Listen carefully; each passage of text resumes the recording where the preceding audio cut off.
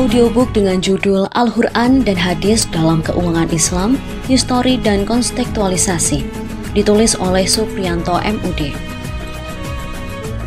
Kata pengantar, menafsirkan Al-Quran sungguh merupakan pekerjaan yang tidak mudah.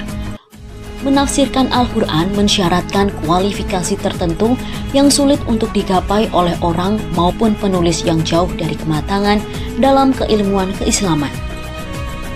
Namun demikian, ketika tuntutan dan tantangan kontekstualisasi, apalagi implementasi ajaran Islam, terutama dalam bidang ekonomi di negeri yang begitu mendesak, maka ketiadaan kematangan itu tidak dijadikan alasan untuk tidak sama sekali melakukan usaha kontekstualisasi dan implementasi itu. Ketika bidang ekonomi mengalami penguatan dalam perkembangannya di negeri berpenduduk mayoritas Muslim ini, maka mau tidak mau tuntutan dan tantangan itu harus segera dijawab secara proporsional. Atas kenyataan demikian, buku ini tidak dimaksudkan sebagai tafsir Al-Quran, melainkan sebagai usaha kecil untuk memahami sedikit pesan-pesan implisit maupun eksplisit dari segelintir ayat di antara ribuan ayat Al-Quran. Penulis berdoa semoga apa yang tertuang pada buku ini dapat mendekati makna kandungan yang sebenarnya dari Al-Quran. Harus diakui pula bahwa ide dasar buku ini lahir atas dorongan internal dan eksternal di lingkungan alma mater penulis, Institut Agama Islam Negeri Surakarta. Karena itu penulis mengucapkan terima kasih yang tulus atas sentilan dan dorongan semua pihak yang secara tidak langsung telah melahirkan ide dasar dan pengembangan kajian ekonomi Al-Quran ini. Secara jujur pula, harus diakui bahwa pasti terdapat kekurangan dalam penulisan buku ini. Oleh karena itu, penulis sangat mengharapkan kritik dan saran dari pembaca. Surakarta, Mei 2020, Supriyanto. Daftar isi. Bab 1. Membahas mengenai tauhid sebagai landasan dalam bertransaksi. Bab 2 membahas mengenai etika bisnis dalam keuangan Islam dengan subtema yang pertama yaitu pengertian etika bisnis, yang kedua yaitu konsep etika bisnis dalam keuangan Islam. Bab 3 membahas mengenai kepemilikan harta dan rezeki. Bab 4 membahas mengenai prinsip dasar ekonomi dan keuangan Islam. Bab 5 membahas mengenai etika dalam bertransaksi dan investasi. Bab 6 membahas mengenai ekonomi berkeadilan dan tanggung jawab sosial. Bab 7 membahas mengenai meneladani doktrin ekonomi Nabi Syuaib dan Nabi Yusuf. Bab 1. Tauhid sebagai landasan dalam bertransaksi. Bidang ekonomi dalam ajaran Islam bukanlah merupakan bidang yang terpisah dari ajaran agama. Islam sebagaimana diyakini merupakan agama yang memiliki ajaran syumul, yaitu meliputi semua aspek bidang kehidupan manusia. Hanya saja pemahaman yang belum proporsional atau bahkan pemahaman yang kurang tepat terhadap Islam tak jarang telah memisahkan bidang ekonomi dari ajaran agama Islam. Tauhid pada dasarnya merupakan perbuatan menyerahkan diri kepada ketentuan Allah SWT. Tauhid menjadi dasar seluruh aktivitas umat Islam. Ekonomi Islam didasarkan pada hubungan Tuhan, manusia, dan alam. Hal pokok yang terdapat dalam ekonomi Islam ada pada manusia dan Tuhan ataupun ada pada alam dan manusia. Yang membedakan ekonomi Islam dengan ekonomi yang lain terdapat pada nilai-nilai dan tujuannya. Sumber dari ekonomi Islam terdapat dalam Al-Quran dan hadis yang mempunyai prinsip meluas.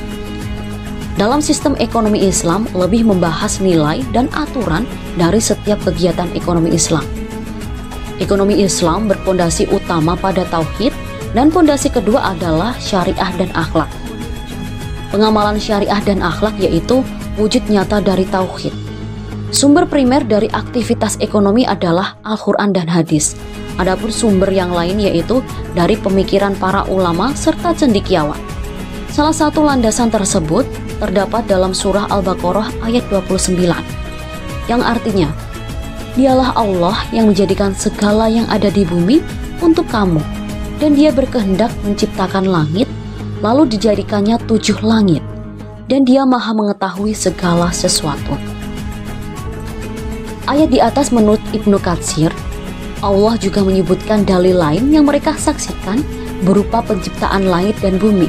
Maka Ia berfirman, yang artinya, Dialah Allah yang menjadikan segala yang ada di bumi untuk kamu, dan Dia berkehendak menciptakan langit, lalu dijadikannya 7 langit.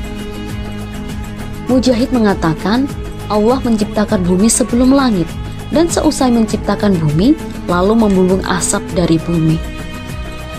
Mujahid juga mengatakan, sebagian langit di atas sebagian lainnya, dan 7 bumi maksudnya sebagian bumi berada di bawah bumi lainnya. Ayat ini merupakan wujud dari ketentuan hukum bahwa kita boleh mempergunakan segala apa yang ada di bumi yang diciptakan oleh Allah Subhanahu wa Ta'ala. Oleh karenanya, makhluk berhak mengharamkan apa yang dihalalkan oleh Tuhan, demikian pula sebaliknya, menghalalkan apa yang diharamkan Tuhan. Kehendak Allah itu tidak bisa dihalangi oleh siapapun, dan Allah Maha mengetahui segala makhluknya. 7 lapis langit itu diciptakan dan disusun dengan sempurna, bahwa Allah terlebih dahulu menciptakan bumi dan segala isinya, dan baru menciptakan langit berlapis 7. Sebagian ulama berpendapat bahwa 7 lapis langit tersebut adalah 7 planet besar.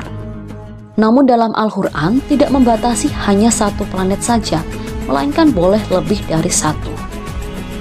Selain itu, dari ayat di atas mengindikasikan bahwa semua yang ada di bumi telah benar-benar diciptakan oleh Allah Subhanahu wa Ta'ala sebelum diciptakannya langit.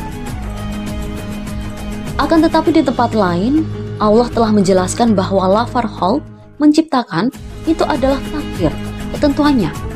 Orang-orang Arab terbiasa untuk mengungkapkan suatu takdir dengan menggunakan kata khalq, seperti terlihat pada perkataan Zuhair. Sungguh, engkau telah membuat apa yang telah engkau tentukan. Sedangkan sebagian kaum telah menentukan, tetapi mereka tidak bisa membuat apa yang telah mereka tentukan itu. Sedangkan menurut Hamka, maksud Al-Quran dalam ayat ini ialah memberi peringatan kepada manusia bahwa isi bumi yang disediakan oleh Allah itu untuk manusia. Maka, hendaklah manusia bersyukur kepada Allah Subhanahu wa Ta'ala dan menggunakan kesempatan untuk mengambil manfaat yang telah disediakan tersebut. Semuanya ini tidak akan dikuasai oleh pengetahuan manusia. Sebab itu, kita harus menuntut ilmu rahasia alam ini sebanyak-banyaknya. Akan tetapi, jangan sekali-kali dengan ilmu kita yang terbatas mencoba membatalkan ayat dan ilmu Tuhan yang tidak terbatas. Maka dengan ayat ini, kita harus merenungkan serta memikirkan kasih sayang Allah Subhanahu wa Ta'ala kepada kita. Allah Subhanahu wa Ta'ala menyempurnakan langit menjadi 7 langit dan menetapkan hukum-hukum yang mengatur perjalanan dan menyiapkan sarana yang sesuai bagi manusia. Allah menciptakan segala yang ada di bumi dipahami oleh banyak ulama yang menunjukkan bahwa pada dasarnya segala sesuatu yang ada di bumi dapat digunakan oleh manusia. Sebagian ulama mengharuskan adanya dalil yang jelas untuk memahami boleh atau tidaknya segala sesuatu. Pesan ayat ini adalah bumi diciptakan untuk manusia. Allah menciptakan agar manusia berperan sebagai khalifah, yaitu aktif dan utama di persada bumi. Dia adalah pengelola bumi dan pemilik alat, bukan dikelola oleh bumi dan menjadi hamba yang diatur atau dikuasai oleh ayat. Tidak juga tunduk pada perubahan dan perkembangan-perkembangan yang dilahirkan oleh ayat-ayat, bahkan dinyatakan oleh paham materialisme. Secara umum, dari berbagai penjelasan di atas menerangkan bahwa manusia harus mempercayai Allah yang menciptakan langit, bumi beserta isinya, seperti dalam perekonomian. Allah telah menciptakan air lautan, batu pasir di pantai, daratan yang luas berisi pepohonan dan buah-buahan yang subur, dan sumber daya yang lainnya.